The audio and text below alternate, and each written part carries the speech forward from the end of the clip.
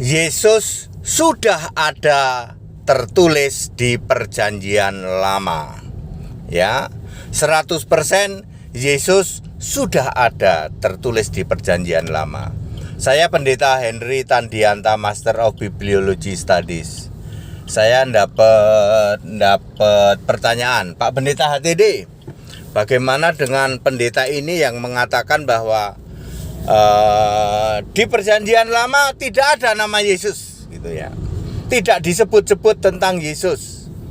Kalau ada pendeta ataupun romo kaleng-kaleng yang mengatakan bahwa di perjanjian lama tidak ada menulis tentang Yesus, itu pendeta dan romo bejat. Pendeta dan romo biadab, bidat, sesat, bejat.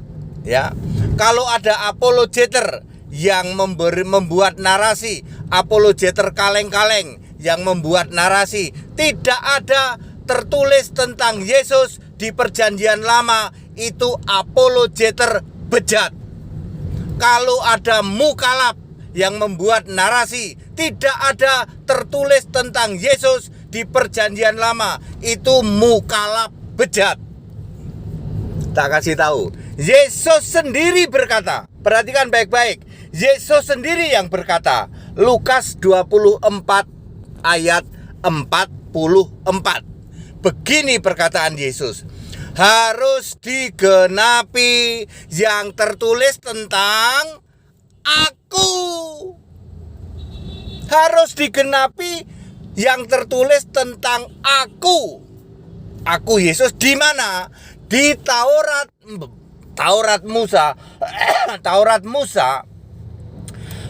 Mazmur dan kitab nabi-nabi. Saya ulang, Yesus sendiri berkata, harus digenapi apa yang tertulis tentang aku di dalam Taurat Musa, Mazmur dan kitab nabi-nabi. Ini ada di Lukas 24 ayat 27 dan 44. Yesus sendiri yang berkata tertulis tentang aku di perjanjian lama. Apa itu? Taurat Musa, Mazmur dan kitab nabi-nabi.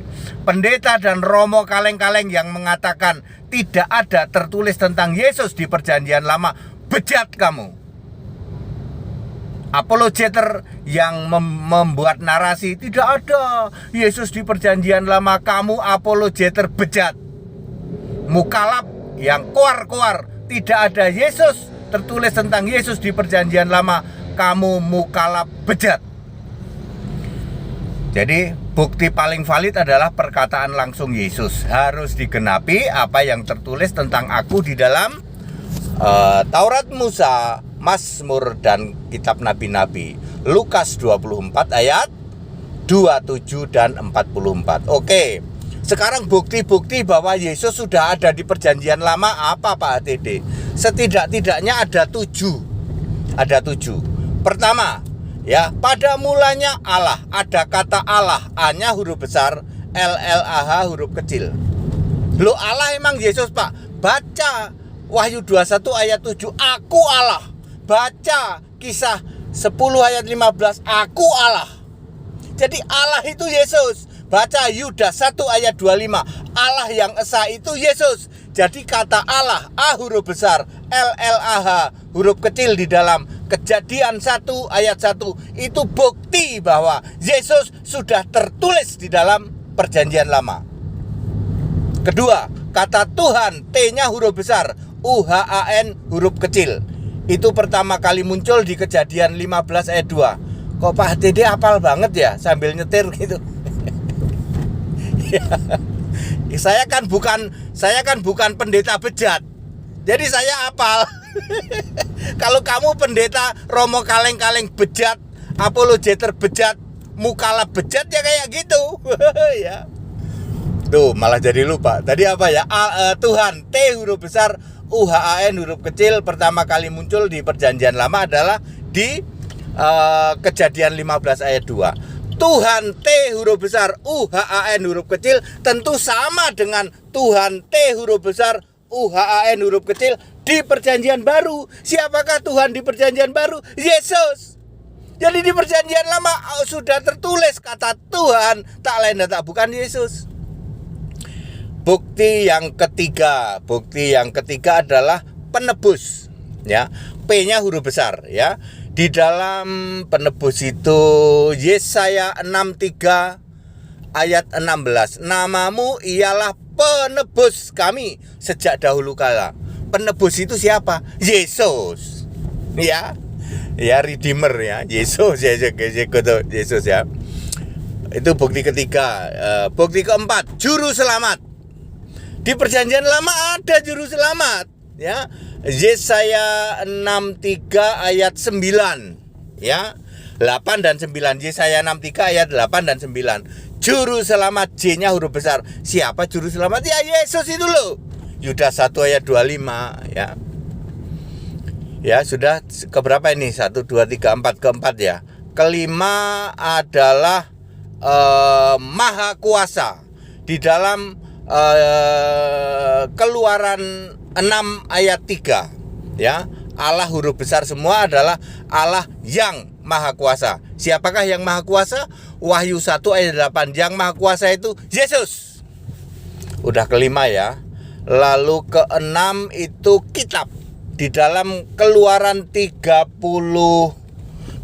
ayat 33, ternyata Tuhan itu punya kitab. Hanya orang yang berdosa kepadaku yang namanya kuhapus dari kitabku. Itu kitab apa? Kitab kehidupan. Milik siapa? Milik Yesus anak domba. Wahyu 21 ayat 27. Kemudian bukti nomor 6 ya, nomor 7, Alfa Omega, yang awal, yang akhir, yang terdahulu, terkemudian. Di dalam Yesaya 44 ayat 6, ya, akulah yang terdahulu, yang terkemudian, tidak ada Allah selain daripadaku. Yesaya 44 ayat 6. Jadi 7 bukti ini sudah cukup bahwa di perjanjian lama tertulis tentang Yesus. Sesuai Roma 16 ayat 26, di situ mulai dinyatakan rahasia tentang eksistensi Allah dan nama Allah. Baru nanti dinyatakan benar-benar ketika Yesus lahir, berilah nama Yesus. Ya. Jadi clear, setidak-tidaknya ada 7 bukti yang menulis bahwa di perjanjian lama sudah tertulis tentang Yesus. Pendeta kaleng-kaleng, romo kaleng-kaleng, apologeter kaleng-kaleng yang masih menarasikan, termasuk mukalaf kaleng-kaleng, menarasikan bahwa tidak ada tertulis tentang Yesus di perjanjian lama, kamu bejat.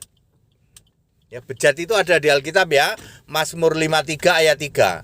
Jadi kalau saya ngomong bejat itu ada di Alkitab, kata bejat itu ada. Mazmur 53 ayat 3. Satu lagi saya agak lupa itu. Ada setidak-tidaknya ada 2 ayat yang menulis tentang bejat. Jadi kalau saya ngomong kamu pendeta kaleng-kaleng, romo kaleng-kaleng, bejat. Apologeter kaleng-kaleng, bejat. Apalagi mukalaf kaleng-kaleng, bejat. Yang menarasikan tidak ada tertulis tentang Yesus di perjanjian lama. Ada ayatnya kalau saya ngomong bejat ya. Demikian pula Yesus juga sudah berkata bahwa harus digenapi apa yang tertulis tentang aku di kitab Taurat, Musa, Mazmur, dan kitab Nabi-Nabi. Taurat, Musa, Mazmur, dan kitab Nabi-Nabi adalah perjanjian lama. Jadi very clear, sudah tertulis tentang Yesus di perjanjian lama. That's it, very clear. Ayo ikut sekolah Alkitab. Romo kaleng-kaleng, pendeta kaleng-kaleng ya. Yang apologeter kaleng-kaleng, termasuk mukalaf kaleng-kaleng. Sekolah ke Suhu HTD ya, gratis ya. Nggak dipungut biaya, malah dikasih ongkos, kadang dikasih hadiah-hadiah kalau bisa jawab. Ya. Ya. Enak kalau coba sekolah HTD enak ya, nggak usah bayar ya. Bentar. Ya begitu ya Bapak Ibu Saudara. Jadi very clear. Jadi sudah ada tertulis tentang Yesus di perjanjian lama. 100% benar Alkitabiah. Segala hormat kemuliaan untuk Yesus Kristus, satu-satunya Allah yang benar. Haleluya. Amin.